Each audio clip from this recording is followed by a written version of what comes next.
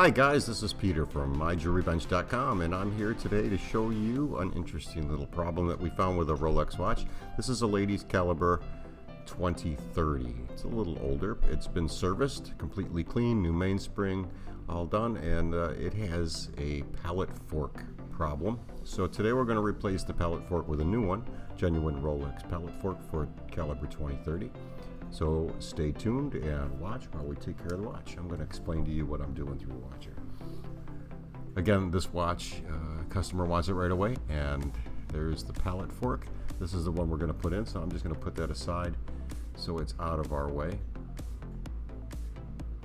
I have a little parts tray that I keep all my parts in. There are little separators in it, and I'll show you that when we go through the tools. I've already taken the time to unscrew the back case, so here we're going to open it up. Again, this watch has been completely serviced. There's a few things that you want to do when you're going to change a pallet fork or any other part in a watch, depending on where the part is. In this instance, I've serviced the watch twice, put a new mainspring in, and we've just done a complete service, found the damaged pallet fork. So now that we have the new pallet fork, we're going to take the watch apart very gently, and here what I'm going to do is start to disassemble the auto wind system. There are 3 screws that hold the auto wind system down into the watch movement. We have to be a little careful here when we're unscrewing these. We don't want them to fall into the watch movement. You're going to take this risk anytime you work on a watch, so just be careful.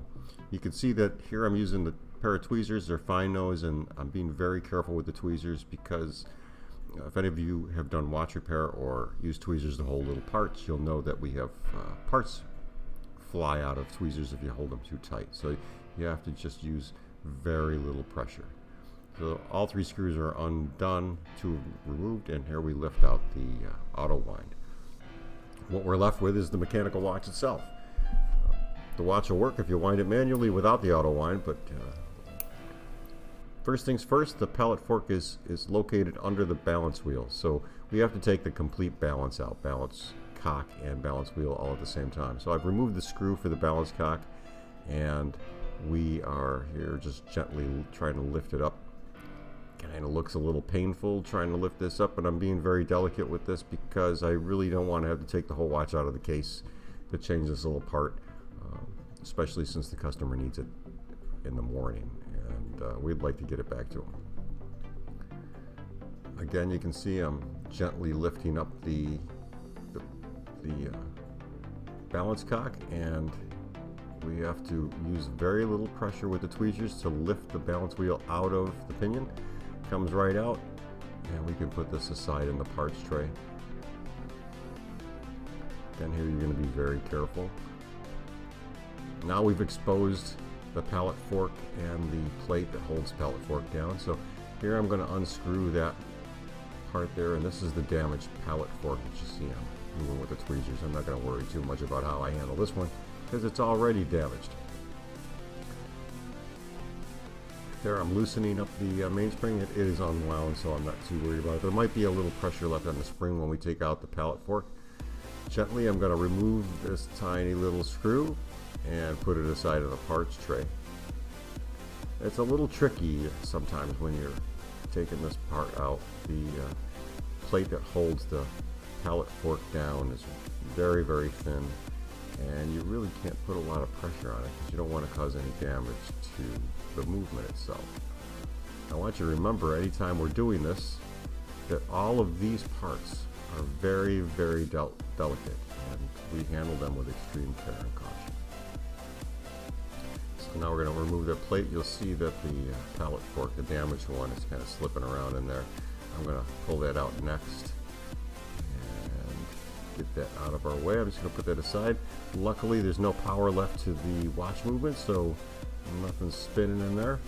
We like to see that, especially since we let it wind down. And get a little focus there, get a little focus, there we go. So now I'm going to take the new pallet fork and we're going to place that into the watch. And I apologize for being a little off center. That's what happens when I'm working with a headset and I have the camera overhead. Sometimes the watch moves around on me because I move around. So we're gently putting that pallet fork into position. We're going to be very delicate with it. Sometimes I'll use the tweezers, sometimes I'll use some peg stick. It really depends on which part I'm using. In this case, I use the tweezers because I might have to pick it up and move it around a little bit. You can't do that with a peg stick.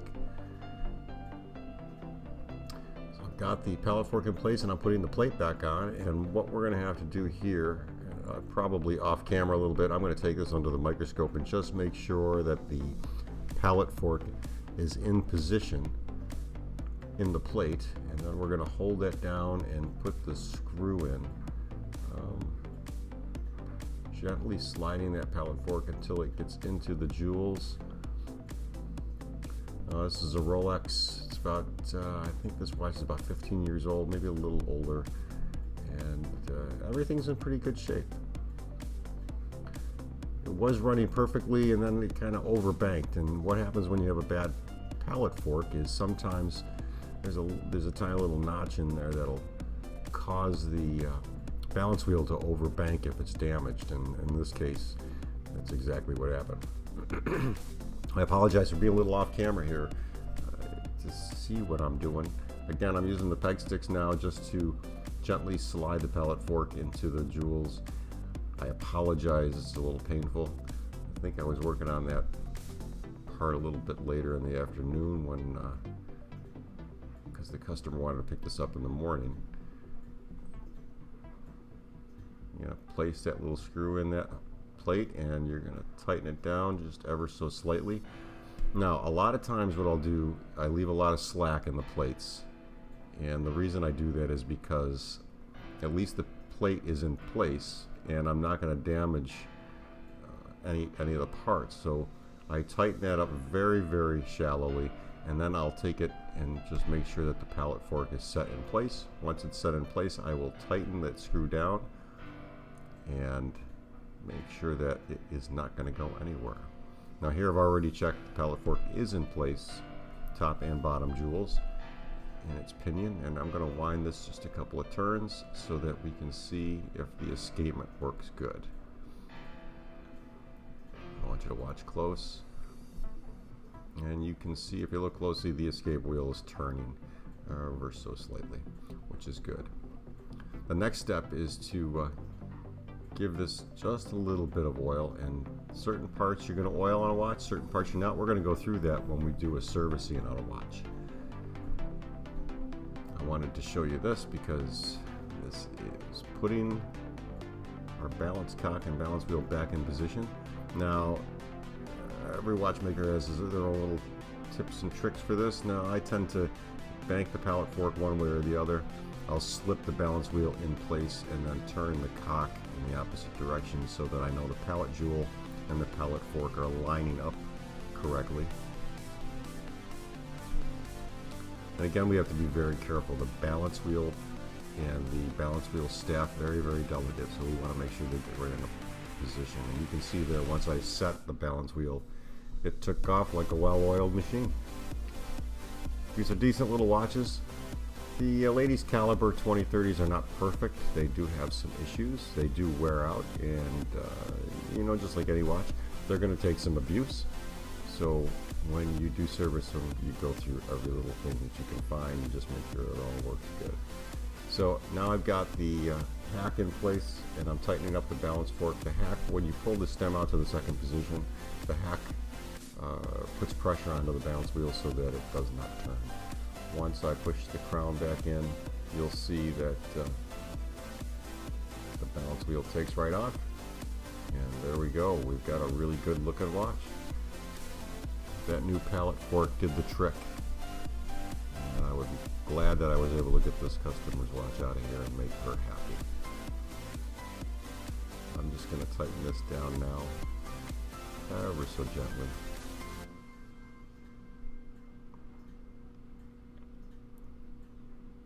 The next step here is we're going to give it another little test with the hack and make sure that it stops, and there it is. And now I'm going to get ready to reassemble the auto winding mechanism and the flywheel for the watch.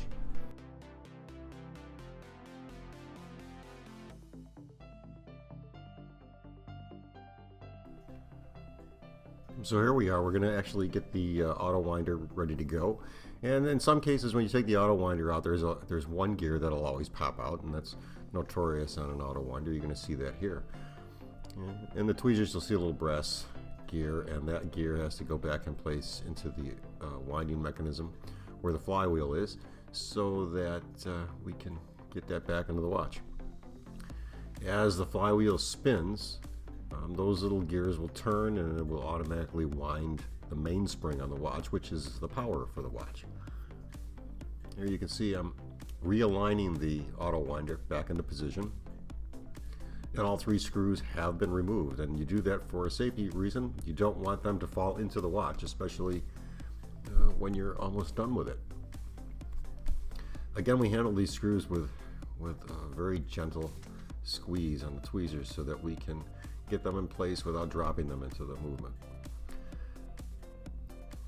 Depending on how you have your watch positioned when you're getting ready to put the screws back into the auto winder and mount it to the watch movement, you'll see the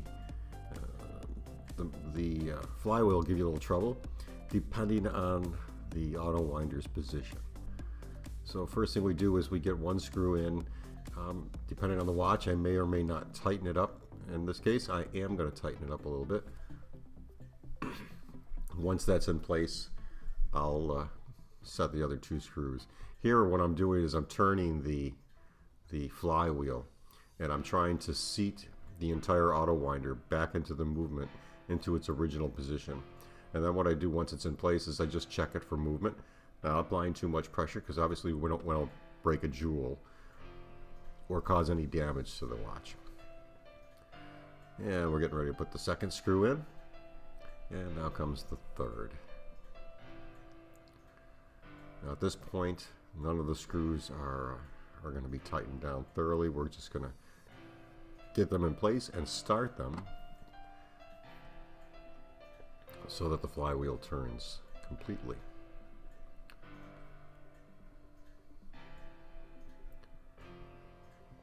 And one of the things I do at this point too is you'll notice I have the stem pulled out to the second position, which engages the hack and stops the watch from moving and keeps the balance wheel from turning. Excuse me. Now here you can see we're actually tightening up the screws just a little bit tight, not to the point where they are. And I'm going to give that flywheel a test. Make sure that it spins around on its own with no friction. Once it's in place, I'm going to go tighten up the screws thoroughly.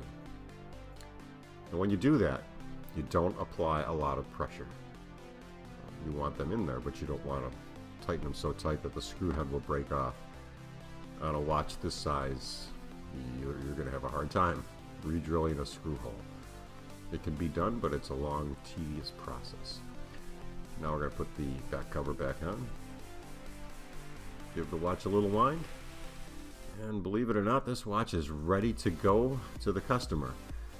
When I tested it on the beat rate machine, it beats 14,400 times an hour, and that's about perfect.